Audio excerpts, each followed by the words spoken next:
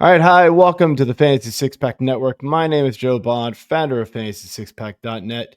With me today, helping me cover the Chicago Bears and their training camp check-in here, is Lester Wiltfong, editor-in-chief of WC Gridiron. How's it going, man? I'm doing pretty good, Joe. How about you? Doing pretty good. Just getting back into the groove of things after a vacation here. So jumping Nice. right into things and looking forward to getting these team training camp check-ins started. And you are first up. So Oh, nice.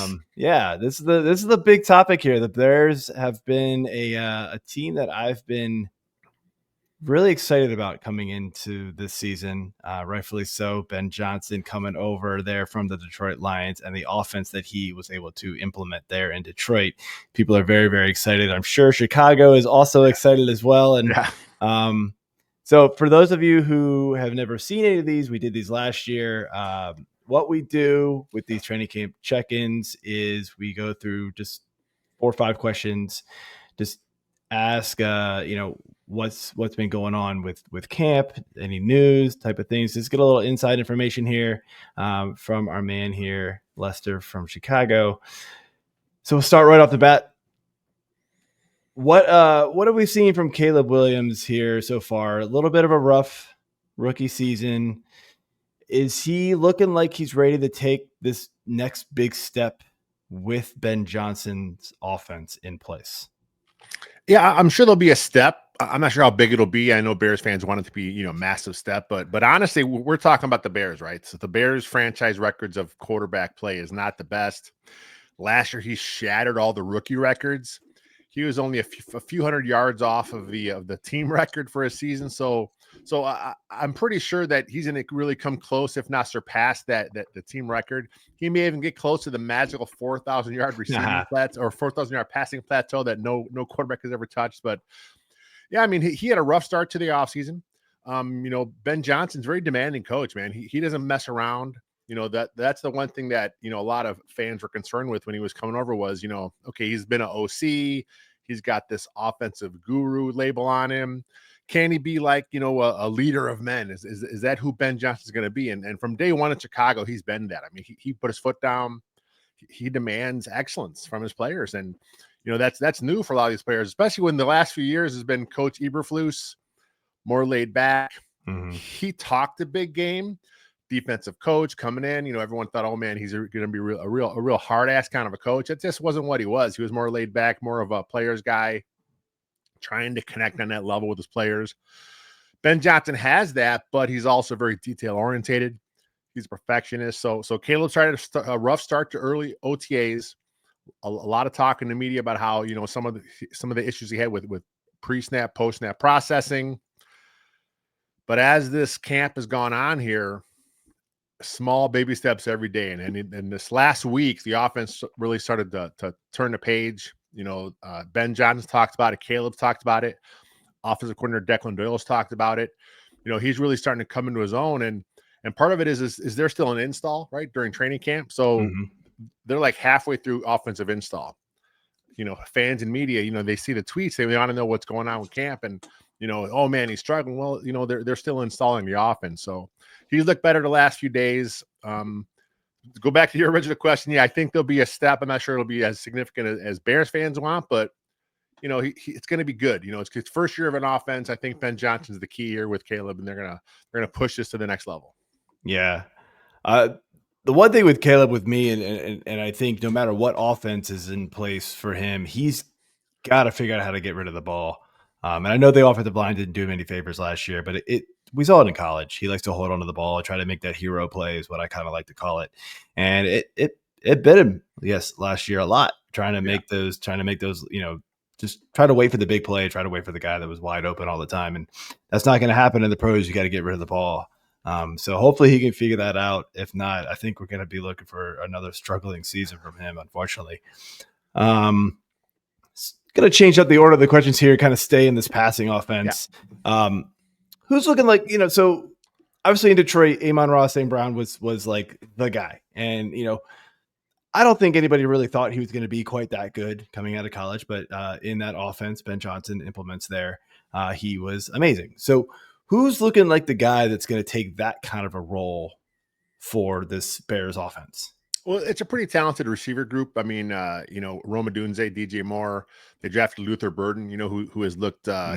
He missed most of the offseason with I think a hamstring issue, something with a leg injury there, but he's back and he's looked really good the last few days of camp.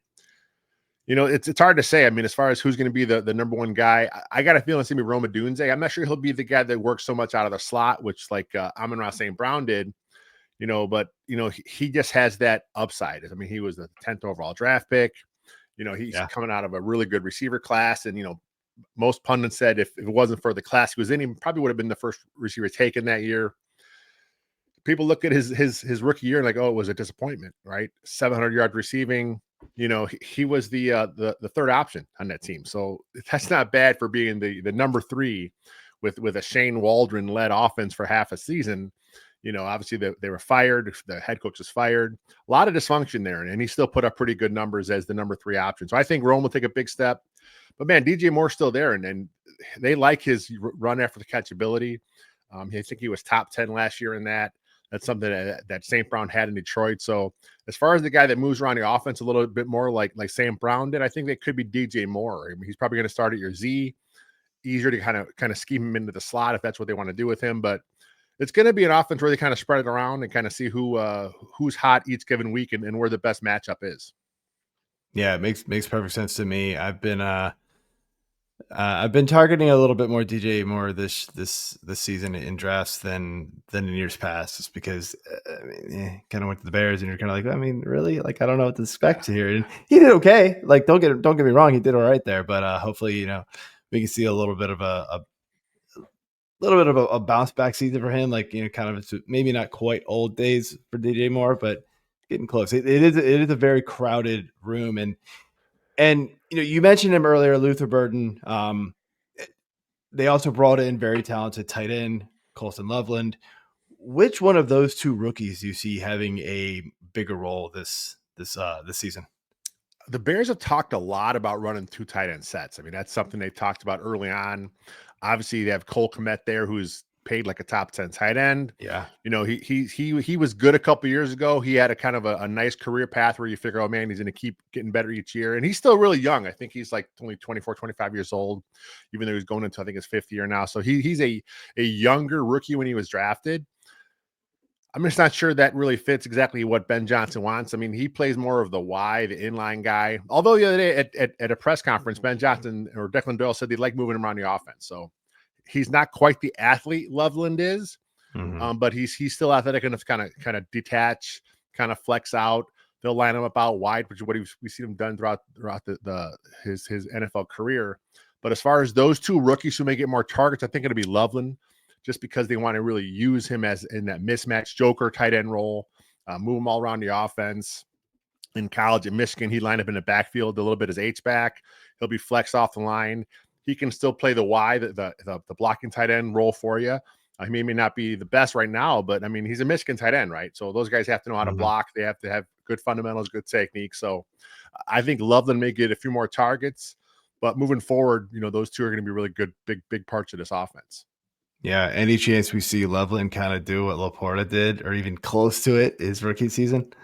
And that would be great, right? I'm not sure. That would be awesome. I'm not sure that'll happen because like I said, you still have Kmet there.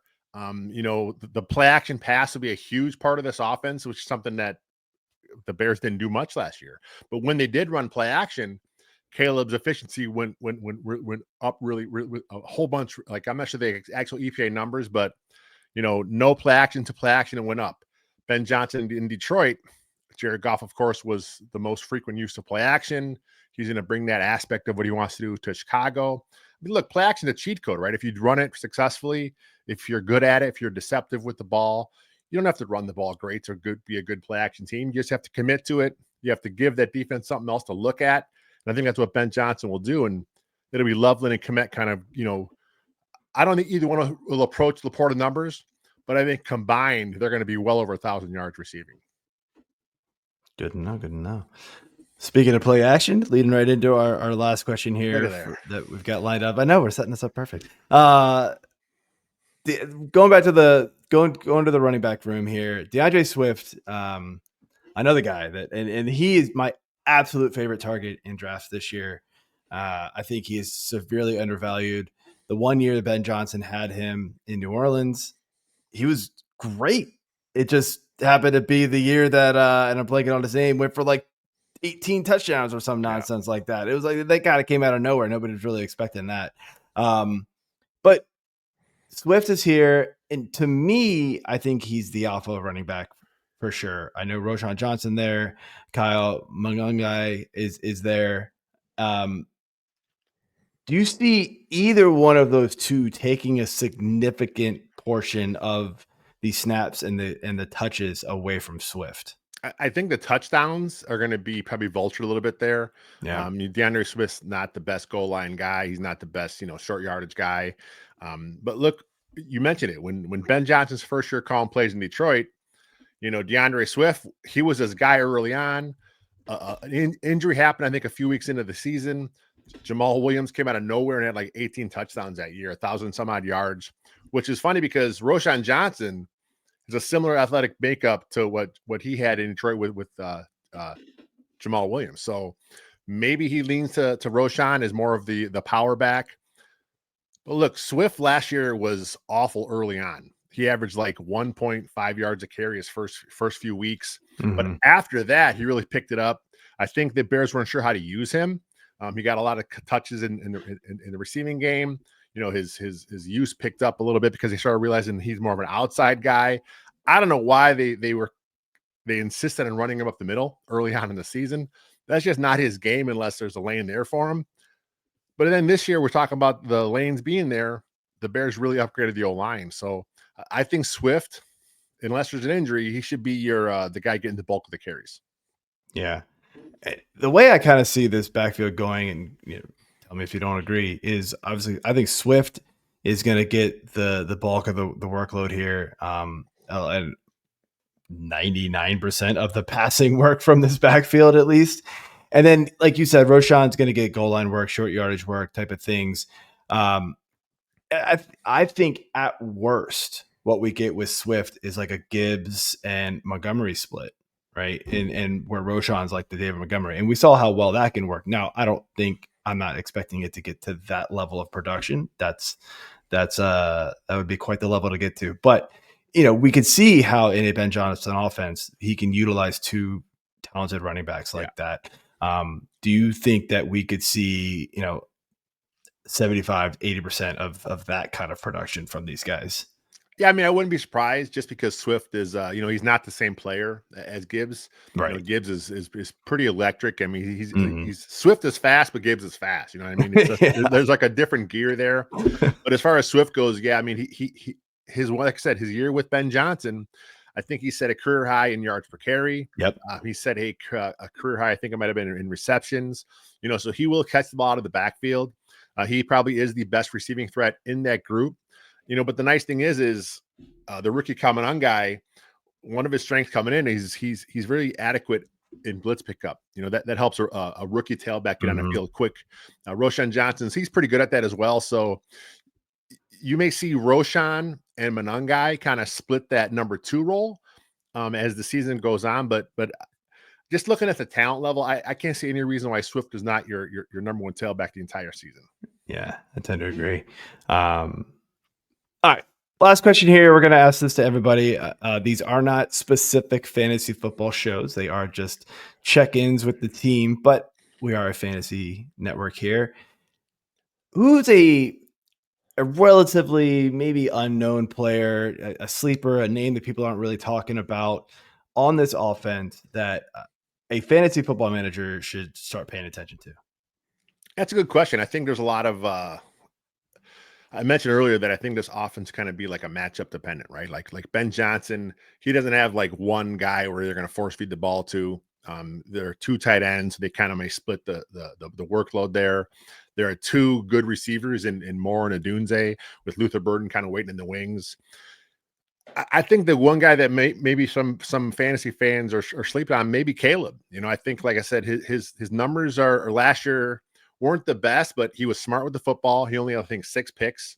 So you're not going to lose that as far as the interceptions go. He has to cut down the sacks, but I think that'll happen naturally in year 2 of his development. Plus, again, the O-line was really revamped there. And then you look at his rushing yards. Last year, he set the Bears rookie record for quarterback rushing yards in a season. So I think that's part of a game that gets overlooked. But he's pretty smart with the football. He knows when to run and when not to run. They will have some design stuff like they did last year with him, some read option stuff. So I think Caleb, as far as the fantasy wise goes, he may be close to that 4,000 yards, but then as a runner, he may be 500 yards rushing as well. That would be that would be pretty good. We would definitely take that. All right, Lester.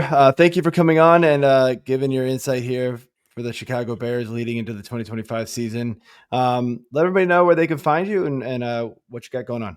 Yeah, all my socials at Wiltfong JR. Everything I write goes at windycitygridiron.com, and all my podcast and video stuff is at Second City Gridiron.